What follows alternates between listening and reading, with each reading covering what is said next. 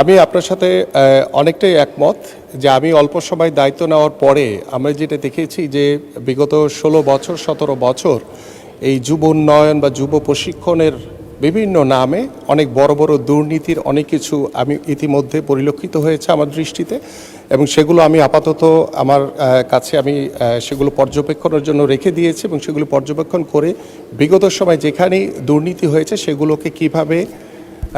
আমরা সুন্দরভাবে এটাকে গুছিয়ে কিভাবে আমরা এটা সমাধান করতে পারি, কারণ দুর্নীতিকে আমরা কখনোই কোনো প্রশ্রয় দিব না এবং যারা অবৈধভাবে বিভিন্নভাবে এই সুযোগগুলো নিয়েছেন তাদেরকেও আমরা বাছাই করে তাদের বিরুদ্ধে আমরা দ্রুত ব্যবস্থা নিব। পাশাপাশি আমরা যুবকদের কর্মসংস্থানের জন্য, যুবতীদের কর্মসংস্থানের জন্য আমাদের মাননীয় প্রধানমন্ত্রী যে নির্দেশনা রয়েছেন সেই নির্দেশনা অনুযায়ী ইতিমধ্যে আমি আগামীতে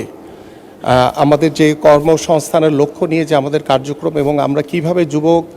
যুব উন্নয়ন অধিদপ্তরের মাধ্যমে আমরা আরও ব্যাপকভাবে কর্মসংস্থান ব্যবস্থা করতে পারি এবং প্রশিক্ষণগুলো যাতে একদম সঠিকভাবে করা হয় সেগুলো আমি নিজে তদারকি করব ইনশাআল্লাহ ভবিষ্যতে। আপনাকে ধন্যবাদ